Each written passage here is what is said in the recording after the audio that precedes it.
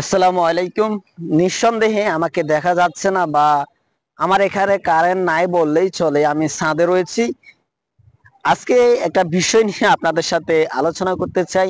বিষয়টা শোনার সাথে সাথে আমার থেকে অবাক লেগেছে এবং খুব হাস্যকর একটা বিষয়ও মনে হয়েছে। তো শুরুতে আমি বলতে চাই, রিয়াদ সাদ আজিম ভাইয়ের চ্যানেলে কালকে সুরমা নামে একটা মেয়ে, বাংলাদেশ জাতীয় দলের একটা মেয়ে লাইভে এসেছে। দুজন কথাবার্তা বলছিল।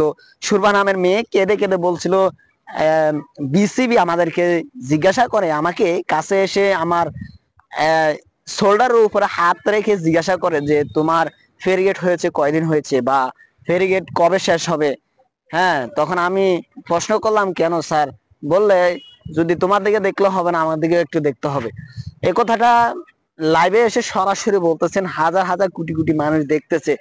তা আমি এখন এই বিষয়টা দেখার পরে আমার মনে হয়েছে এই বিষয়ে একটা ভিডিও বানানো উচিত। তাই সরাসরি আপনাদের সামনে চলে আসছি। শুরুতে আপনাদেরকে বলবো, বাংলাদেশে রাস্তাঘাটে ক্রিকেট ফুটবল যেখানে বলেন না কেন, সেখানে সবাই মেয়েদেরকে বা মেয়েদের দেহকে ভোগ করার জন্য বসে আছে।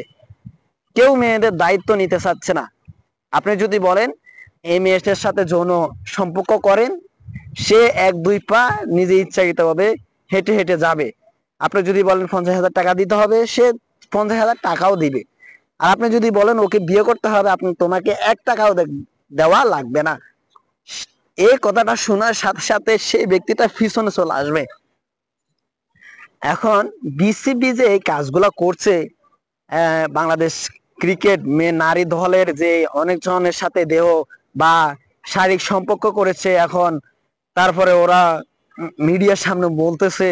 এখন বিসিবি কে কি করা উচিত? বা বিসিবি তো এখন বাংলাদেশেও নাই। এই কথা যখন ফাঁস হয় তখন সে বাংলাদেশ থেকে অন্য রাষ্ট্রে পালিয়ে যান, এখন বাংলাদেশে তিনি নাই।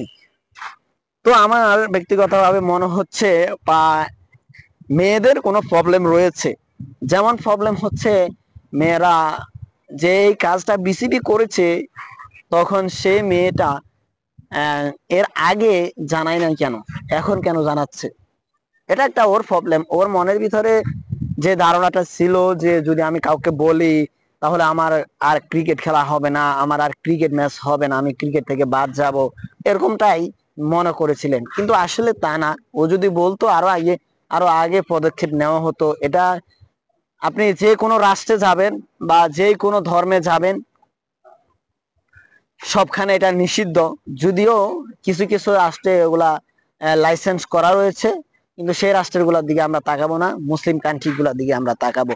তাই আমার শেষ পর্যন্ত বা আমার ভিডিও শেষে আমার অনুরোধ থাকবে আপনাদের সামনে, আপনার ছেলে মেয়েকে আহ নিয়ন্ত্রণে বা নিরাপত্তা রাখা আপনার বাবা মায়ের কর্তব্য।